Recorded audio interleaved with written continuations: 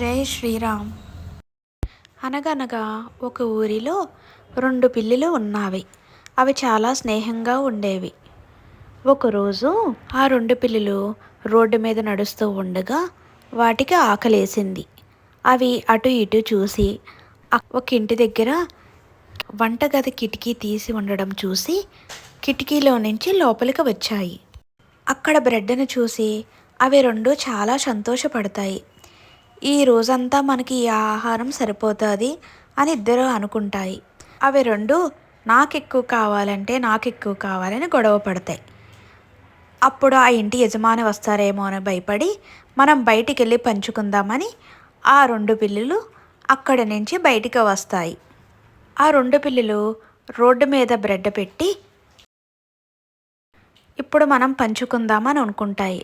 పిల్లలు 2 నువ్వు పంచా అంటే నువ్వు పంచా అని ఇద్దరు అనుకుంటూ ఉంటారు.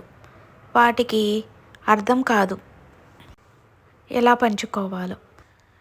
ఇదంతా చూస్తుంది వెనకాల చెట్టు మీద నుంచి కోతి ఇలా అనుకుంటుంది, వీళ్ళిద్దరినీ ఎలా అయినా సరే బురిడి కొట్టించి బ్రెడ్ మొత్తం నేనే తినేయలేని.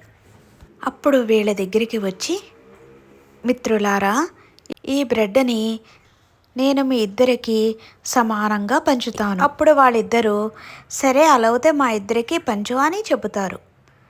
అప్పుడు కోతి బ్రెడ్ని సమానంగా పంచుతూ మొదలు పెడుతుంది. కోతి బ్రెడ్ని సగం ముక్క కట్ చేసి ఇటువైపుది ఎక్కువగా ఉన్నదని కొంచెం నేను తినేస్తాను, అప్పుడు సమానం అవుతుందని తినేస్తుంది. మరలా మళ్ళీ ఇది ఎక్కువగా ఉన్నది, మీ ఇద్దరికీ సమానం వాటా రాదని మళ్ళీ తినేస్తుంది. ఆఖరికి ఒక ముక్క బ్రెడ్ మిగిలింది, ఇది మీ ఇద్దరికీ సగం రాదు అని అది కూడా తినేసి అక్కడి నుంచి చెట్టు ఎక్కేస్తుంది. పిల్లలకి 2 ఏం చెయ్యాలో తెలియక, అయ్యో కోతి మనని ఎంత మోసం చేసింది అని పిల్లలు అనుకుంటారు. అప్పుడు ఆ పిల్లలు 2 మనమే పంచుకోవలసింది అని బోర్న ఏడుస్తాయి. ఏ పనులైనా ఎవరి మీద బేసవ్వకుండా ఎవరి పనులు వాళ్ళు చేసుకుంటే ఎప్పుడూ ఇబ్బందుల పాలవరు.